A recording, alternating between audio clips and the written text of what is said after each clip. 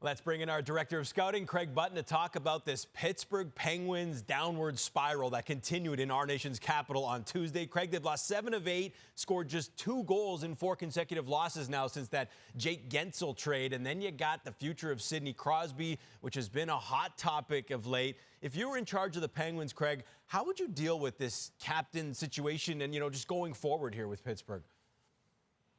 Well, the captain situation is directly correlated to the Pittsburgh Penguins situation. And since 2005, Sidney Crosby has been the face of the NHL, and it goes without saying, the face of the Pittsburgh Penguins and all the success that the Penguins have had during that time in Pittsburgh. When you look at it, and certainly Sidney Crosby, I don't even know if he knows what he's going to do. There's a lot of handicapping. Should he stay? Should he go? What would you do? And I don't have any reason to believe that Sidney Crosby would even know what he would want to do. But as a manager now, you have to include Sidney Crosby in all the discussions in terms of, here's how I see the team moving forward. Here's what I have to do. Here's where some of the challenges are going to be. And then Sidney Crosby now can take in all that information and understand the impact on him. And then take it from that position forward and say, okay, maybe it is in my best interest to leave, or maybe it is in my best interest to stay. I don't think Sidney Crosby is in any type of position to know what his future is until he hears very clearly from the manager what the direction that he wants to go in with the franchise. Then I think Sidney Crosby can take a deep breath and start to consider what his future may look like. His contract expires in 2025.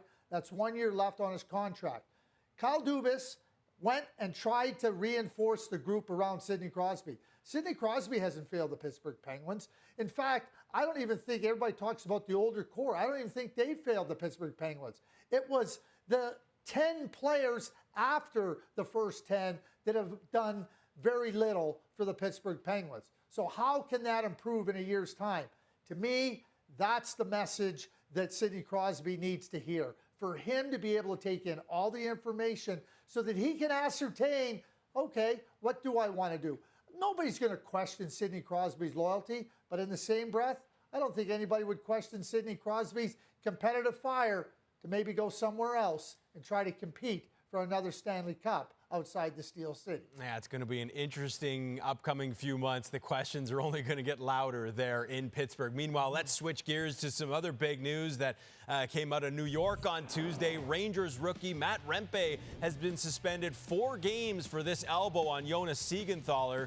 Rempe was given a 5-minute major penalty and a game misconduct on the play. This is the first suspension for the 21-year-old. Rempe has been making headlines, of course, during his rookie season, fighting 4 times, racking up 54 penalty minutes in his first 10 NHL games. All right, Craig, so Rempe suspended 4 games for that elbow on Jonas Siegenthaler on Monday. Did George Peros and the Department of Player Safety get this right at 4 games? I don't think there's any question they got it right. Fully deserved. And I see a lot of similar parallels with respect to the suspension that was given to Charlie McAvoy for a similar flying elbow. And Charlie McAvoy was a first-time offender, so is Matt Rempe. And Matt Rempe, we know how he's entered the league. He's entered the league with a major entrance, announcing that, hey, I'm here, I'm big, figuratively and literally. But when you cross the line, and there's nothing wrong with being a hard player, to be an aggressive player, but when you cross the line, you're going to pay a price. And certainly in the case of Matt Rempe, this is one that crossed the line. Quite frankly, Glenn, I think this was an easy one for the Department of Player Safety, because there's nothing in the rule book that says you can't be a menace. There's nothing in the rule book that says you can't straddle the line and be right on that edge. But when you cross that line and you go over the edge, then you pay a price. That's the price that Matt Rempe got with his 4-game suspension. Fully deserved. Rempe, though, he's caused a big stir over his first 10 games here in the National Hockey League. Some borderline hits. He's taken on some of the league's biggest heavyweights. Even had Curtis McDermott chasing him around the ice on Monday night. Is this Rempe phenomenon problematic at all for the NHL? And does it remind you of any situation in the past, Craig? I'll answer your second question. It reminds me of Tom Wilson with the Washington Capitals. Tom entered the league. he was rugged, he was fast, he was aggressive, and the same types of things were said. Oh, borderline hits, do you want it in the league? Again, you can play hard, you can play physical, and you can play on the borderline. But when you cross that line, whether it be in the game, you're going to get a penalty. And certainly when you cross that line in the manner he did against Siegenthaler, you're going to pay the price with a suspension. But Matt Rempe came to the league. He's got a winning goal. He was instrumental in screening the goaltender on a goal Monday night versus the New Jersey Devils. He's got some abilities to impact the game outside of the edge that he brings. So certainly, the entrance, I mean, you think about it's like a big bang. Here I am, and I've arrived, and certainly taken on anybody that wants to take him on. But his presence in the New York Rangers lineup hasn't just been about fighting. It's been about, hey, I'm here, I'm going to play hard, and you better keep your head up. And there's nothing wrong with that. When you do cross the line, there's something that has to be considered with respect to it.